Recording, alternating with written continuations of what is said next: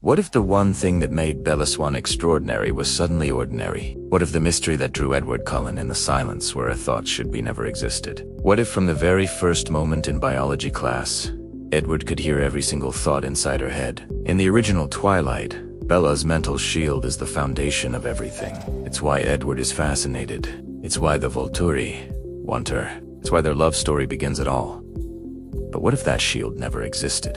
What if Edward heard her thoughts as easily as everyone else's? This is the timeline where there is no mystery, no obsession born from silence, no supernatural gift to hide behind. This is... What if Edward could read Bella's mind? Imagine a love story stripped of its most powerful element.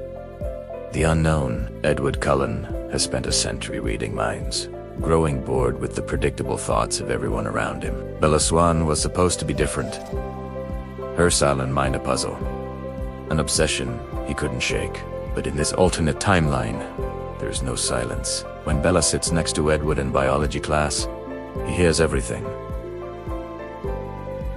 Every thought, every fear, every awkward, honest, unfiltered feeling she has in that moment. And what he discovers changes everything, not because her mind is extraordinary, but because it is devastatingly, beautifully, painfully human. The moment Bella Swan sits beside Edward Cullen in biology class, her scent hits him like a wave of blood singing. To his darkest instincts, he grips the table, fighting the monster within. And then, without the merciful silence he doesn't yet know he's missing, her thoughts flood into his mind. He's so pale, almost like he's sick. Why is he looking at me like that? Did I do something wrong? Did I sit in the wrong seat? Oh no, he looks angry. Maybe I should move. But that would be weird. Just look at the textbook, Bella. Don't make it weird.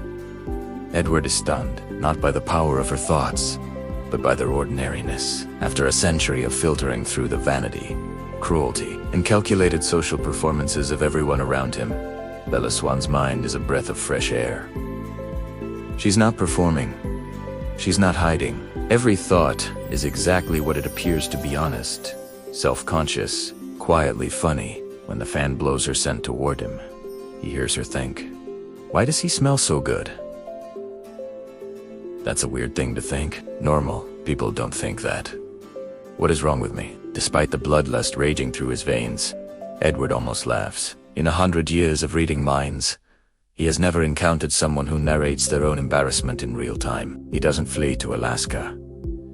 He doesn't disappear for a week, because the mystery that would have consumed him to silence, the unanswerable question of what she's thinking, ever exists. Instead, he feels something unexpected.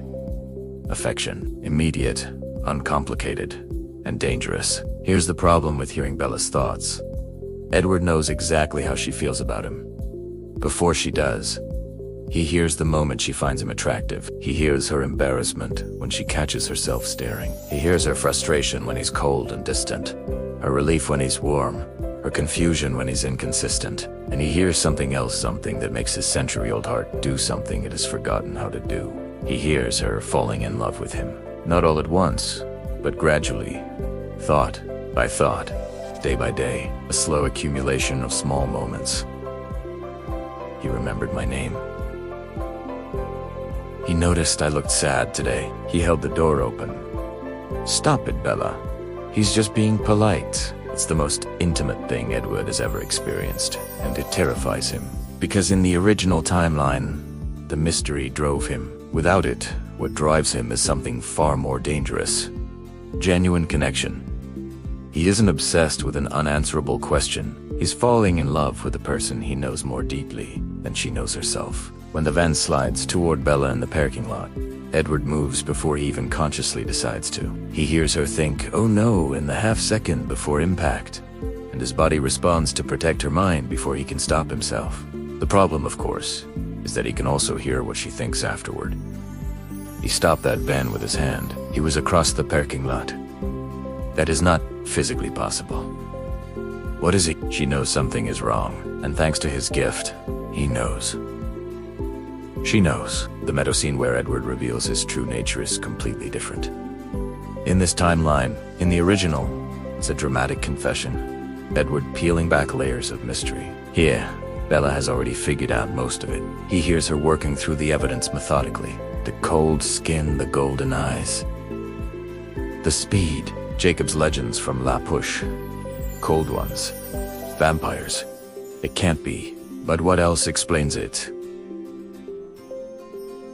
Can't be. It is. When they finally face each other in the sunlit meadow, Edward steps into the light, letting his skin sparkle. He waits for the fear. Instead, he hears. He's literally sparkling. Like a diamond. That is the most beautiful and most ridiculous thing I've ever seen in my life. I want to touch it. Don't touch it, Bella. That would be weird. Edward stares at her. After a century of reading minds, no one has ever made him feel simultaneously majestic and ridiculous. You're not afraid. Should I be? He hears her actual answer before she speaks it. I'm terrified. But not of him. I'm terrified of how much I already love him. The honesty of it undoes him completely. In the original timeline, he fell in love with the mystery. In this timeline, he falls in love with the truth. And the truth, it turns out, is so much more powerful. But hearing Bella's thoughts also means hearing things he wishes he couldn't. He hears her insecurity, her self-doubt, her deep-seated belief that she isn't extraordinary enough for him. He's been alive for 100 years. He's beautiful and brilliant and supernatural. Why would he ever choose me? Edward realizes that knowing her mind is both a gift and a responsibility. He cannot pretend ignorance. He cannot play games. He cannot be hot and cold, present and absent, the way he is in the original story. Because she would know he knows, and she would never forgive the manipulation. Here's where this alternate timeline becomes genuinely fascinating. Edward's ability to read Bella's mind makes him the perfect protector, and the most dangerously honest partner she's ever had. When James and his coven arrive during the baseball game, Edward doesn't just sense the threat, he hears James's thoughts, the tracker's calculating mind, planning how to use Bella against Edward. The cold, predatory focus, the absolute certainty that he will win. Edward knows James's every move before he makes it. He knows which directions Victoria will flank. He knows Lauren's hesitation. The hunt is no longer a game of supernatural cat, and most seats a chess match where Edward can see every piece on the board. But there's a catch. He also hears Bella's thoughts during the crisis. And when James leaves the deceptive phone message, claiming to have her mother, Edward hears Bella's plan before she executes it. I have to go. I can't let her get hurt. I'll slip out when Alice goes to get food. I'm sorry, Edward. I'm so sorry. Don't, Edward says quietly, before she said a word. Bella looks at him. You heard that. I always hear that. For the first time, she understands the full weight of what he is. Not just a vampire who loves her, but a man who has known her most private self from the very beginning, and chose to love her anyway. Every embarrassing thought, every insecurity, every honest, unfiltered moment.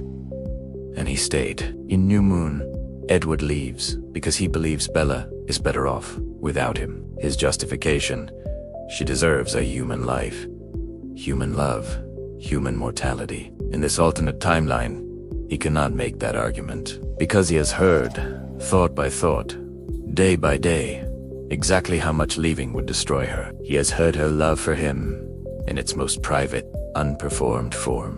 There is no pretending she would recover, no convincing himself she would move on. When Jasper attacks at Bella's birthday party and the question of her safety becomes undeniable, Edward faces a different kind of crisis. He can't leave. He knows too much about what that would do to her. But he can't stay without the constant danger her mortality represents. Bella resolves it herself. He hears the thought before she speaks it. If the choice is danger with him or safety without him, I choose danger every single time. He needs to understand that isn't trauma or obsession. It's the clearest thing I've ever known. She tells him exactly that. And because he has heard every private thought she's ever had in his presence, he knows it's true. The Volturi question changes dramatically too. When Aro reaches for Bella's hand to read her mind, he finds it completely open. Every memory, every thought, every feeling laid bare. But rather than making her vulnerable, it makes her powerful. Aro sees Not just her love for Edward, but the full depth of her humanity. Her honesty, her clarity, her absolute, unshakable certainty. Fascinating.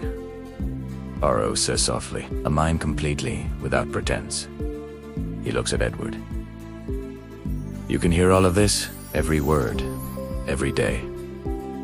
Aro studies them both, and you still chose each other. The Volturi let them go, not because of a shield, not because of a vision, but because two beings who know each other completely with no mystery, no illusion, no supernatural protection, and still choose each other represents something the ancient vampires have never encountered.